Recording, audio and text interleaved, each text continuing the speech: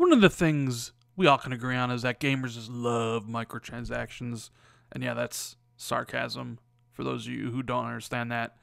But it seems like Sony has plans to explore the microtransaction space more in their first-party titles.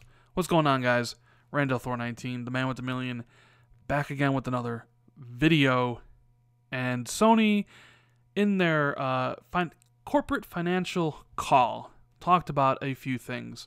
They talked about the shift from hardware to monthly active users, as well as their plans to explore microtransactions in their own games, which isn't that big of a stretch considering Andrew House just left and the new guy, John Cordero, who basically built the network business, is now in charge.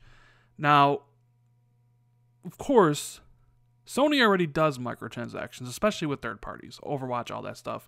And they do heavy microtransactions in a lot of their first-party games, namely the multiplayer aspects of The Last of Us Remastered and Uncharted 4. But they're actually looking to explore it more. And yeah, Microsoft, on the other hand, Xbox, has completely embraced the idea of microtransactions and games as a service in their first-party titles. I mean, you can go and look from Halo 5 Guardians with the Rex system to Gears of War 4 with the Gears packs to Halo Wars 2 and the cards for Blitz mode. Most of, if not all, of Microsoft's first-party games, including Forza's, with the tokens and the microtransactions. Forza 7 has prize crates this time. Microsoft has embraced the microtransaction model of getting more money from their existing user base, and Sony, considering they have a bigger hardware base to choose from and potentially more monthly active users, has decided to explore this opportunity to get more money from its own users. Now, there are quite a few interesting quotes here in the article I was reading on Dual Shockers. One of them I wanted to mention is that they go on to say the business model used to be business-to-business royalty-based model, but now it has shifted to direct sales to consumers. Hardware sales are still important, but the number of monthly active users is getting more relevant alongside PlayStation Plus subscribers and how much time they spend on Sony services and consoles. When Microsoft moved to the monthly active user measurement as a way of giving out the health of their business, I remember a lot of gamers, a lot of people in the industry were like, well, that's not a sign of how well you're doing. Give us the numbers of how many Xbox Ones you've sold. And they said this was a more important number in this day and age because the user base has to be healthy, to be able to go to third parties and say, hey, your game can sell here. This is how much DLC and, loot boxes our users buy. And here's Sony in their own financial conference call saying that while hardware sales are still important, monthly active users are getting more relevant in this day and age, especially PlayStation Plus subscribers and how much time they spend on Sony's consoles, because they subscribe, they get money, and if they spend more time on Sony services and consoles, that potentially means they spend more money on Sony's products and Sony's microtransactions rather than, say, on Xbox or Nintendo. So he goes on to say, according to Yoshida-san, the access is shifting from hardware to user base. Interesting transition there from the people that used to give Phil Spencer and Microsoft crap for saying that monthly active users was the better indicator of how well a system is doing. Now, at the end, this is where they get to talking about microtransactions. They go on to say, we also hear that third-party sales of in-game items and content is very significant for Sony as well. Of course it is. They have more monthly active users, more hardware out there in their hands. People love Overwatch, Rainbow Six Siege, all those third-party games that feature that. So, of course, it'd be very significant for Sony. But on the first-party side, compared to other companies, the proportion of Sony in-game sales is still relatively low. But under Cordero-san's leadership, there will be an appropriate exploration and decisions taken in the future. Now, they are probably looking to monetize the user base. We all know Sony's first parties tend to produce predominantly single-player, story-driven experiences, while they let the third parties build the big multiplayer experiences. And that's worked for Sony this gen. That has absolutely worked for Sony. Now, you have the new head of PlayStation, basically, who built the network business, saying that they're going to explore microtransactions more in their games. So you can expect Last of Us 2, since Last of Us 1 already had microtransactions, to feature more microtransactions. I'm just curious to see if they're actually going to try to shove those microtransactions more into their single-player experiences. Like, is God of War going to feature loot crates? God of War loot crates, right?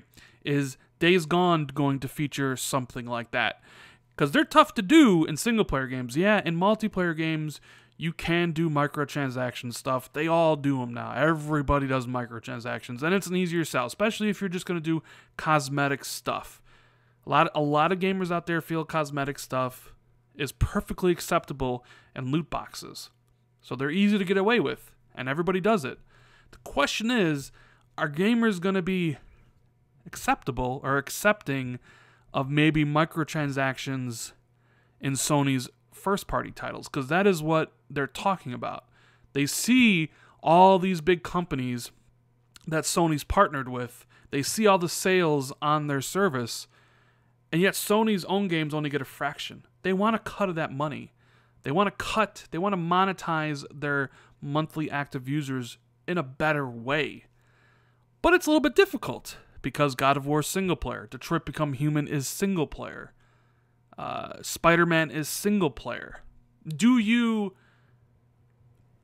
monetize those single player games by maybe offering paid for costumes for Spider-Man? Like, here's 30 costumes and they each cost $2, or a loot crate system to maybe poison a little bit goodwill that you have with some of these gamers? Or do you feel that, maybe we can do those things because we are offering these first-party titles and people would be accepting of those things in those games because we are one of the last beacons of single-player goodness in the video game industry along with Nintendo? That's something to kind of look at. Maybe they feel that we'll still build the single-player experience for our gamers out there, but they're going to have to expect us to monetize the game more than just, hey, you buy the game for $60 and you're done. Maybe there's costumes you can buy. Maybe there's loot boxes that you can get and things like that, which I did start Horizon Zero Dawn recently, and that game does have loot boxes, but it's like in-game you can't purchase them, which I thought was pretty weird. I was like, oh, loot boxes, but like you can't buy them. They're in-game. I'm kind of wondering if that was, going to be an option at some point, but they decided against it. But either way, Sony, all these companies, this isn't just necessarily Sony.